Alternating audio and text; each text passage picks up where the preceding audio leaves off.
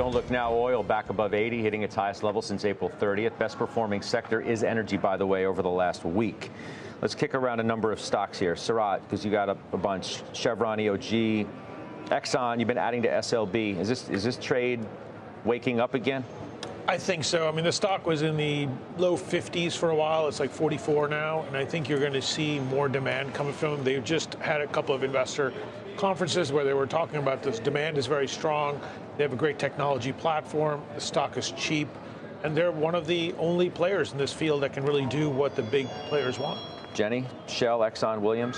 Yeah, you know what I think is interesting? I think it's interesting how little the share prices are really responding. So you have like Exxon and Chevron up less than 2% in 5 days. They're up. They're down actually over the last month. Williams is a great company. Williams isn't really oil; it's natural gas pipelines mostly. It's a phenomenal company, and they are a direct beneficiary from the demand in energy and the demand in power. WMB. That just hit my list. This is an incredible chart. WMB. Thank Stock you. is, well, I mean, I like it when the fundamentals. I like when the fundamentals and the technicals line up. This thing's. So it's interesting. The delta between what was it, Stanley Black & Decker, which was the one that had the worst chart he's ever seen. Worst chart ever. To now, we've come a long way. This is not the best chart ever, but it's great. I think he's like learning to read charts. You know, so now he's figuring it out, and now he knows that Jenny's charts are good. Someday by the way, I'll get there. Wait, he had to go there. By the way, Williams upgraded to buy from hold at Argus. Right.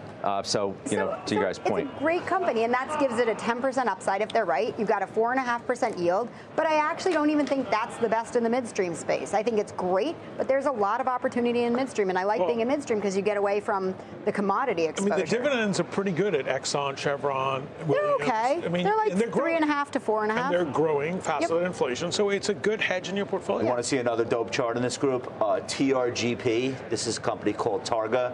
This is another energy name that is absolutely breaking out. Breaking out? This thing broke out. Twice. Had a huge breakout in January, consolidated. A huge breakout again.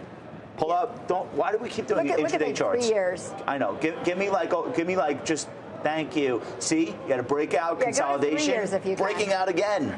You own this thing? I owned it, but then they cut the dividend during the pandemic, and I had to sell it, which broke my heart because it was a phenomenal company. I know.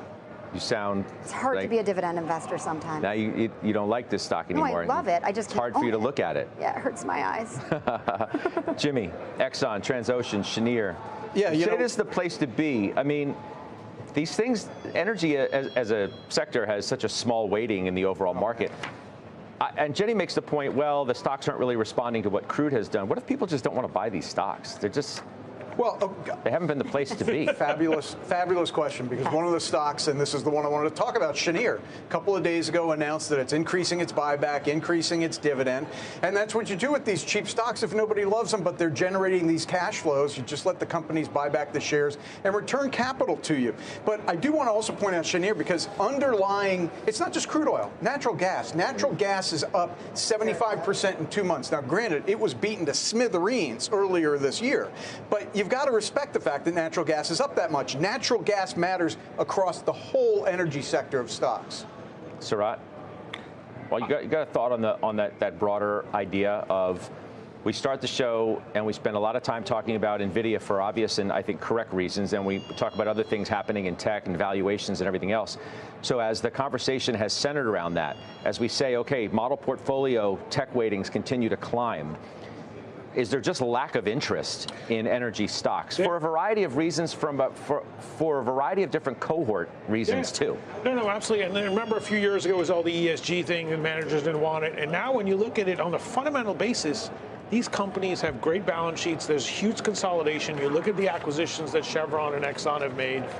And I think at the end of the day, when you look at what Jimmy said is they're going to be buying back shares, they're going to be increasing their dividends, and really the pricing is going to be there. We're not really drilling too much anymore. So it will come. It'll be like our GM and our Delta stories. It might take a little longer, but all of a sudden you'll see, and if and when the economy starts to slow a little bit and people are looking for true cash flow, you might actually see these companies come back.